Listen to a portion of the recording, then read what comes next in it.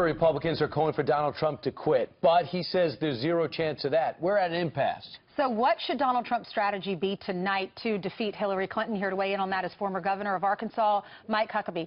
Good morning, Governor. What does he need to do right out of the gate? I think the first thing he needs to do is get this off the table. The way he does that is issue a full-throated apology for the things that he said and did 11 years ago. But let's be very clear. What he said and did 11 years ago, it's deplorable. But, you know, unlike Hillary Clinton, who thinks people are deplorable, it's what we do that can be deplorable. It doesn't mean people are deplorable or irredeemable. And he needs to just say, look, I did a terrible thing. It was inexcusable, and it was.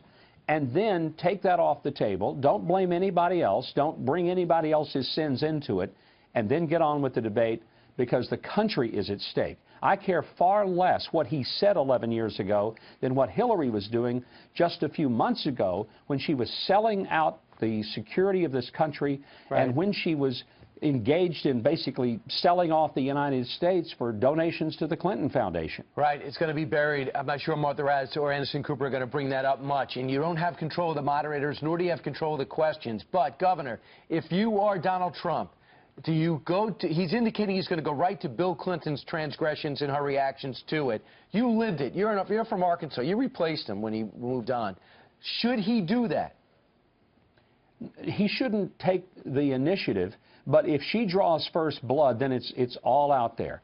I don't know if she's going to be, to me, foolish enough to want to bring this up. I think she may, but I think it's a dangerous place for her to go, because she's then got to defend not what something happened 11, 12 years ago. She has to defend that while her husband occupied the highest office in the land, he was engaged in sexual activities with a subordinate, an intern, and then lied about it under oath, lost his law license, got impeached. These are serious offenses, and it wasn't just one woman. It's dozens of them, and she helped cover it up. I don't think she wants to go there. Look, this is a sordid affair. Let's just be clear. This is disgusting. It's sad to talk about it, but we also need to look forward and ask ourselves, who's going to lead this country? Who's going to make Supreme Court appointments, employ people in the agencies, set a national policy for jobs? And if we elect Hillary Clinton, God help us, because we're going to continue to spiral downhill economically and militarily. We can't afford that right now. Governor, the headline for the Post says, "I will never drop out." Do you think he should? Absolutely not. Look, the people calling for it, some of these so-called Republican leaders, the ones calling for him to get out were the ones who never called for him to get in. One maxim of politics that I would share with you guys: you never listen and heed the advice of the people who don't like you anyway. I mean, that's rule one. So the people who are saying, as people have said to me before when I was a candidate, you need to get out, you need to drop out. Well, they never asked me to drop in.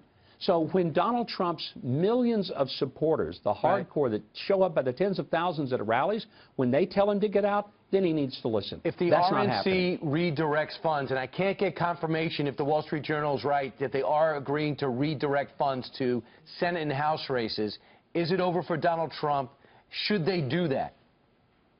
Well, if they do, it's over for the RNC. That would be a very stupid, foolish strategy on the part of the RNC.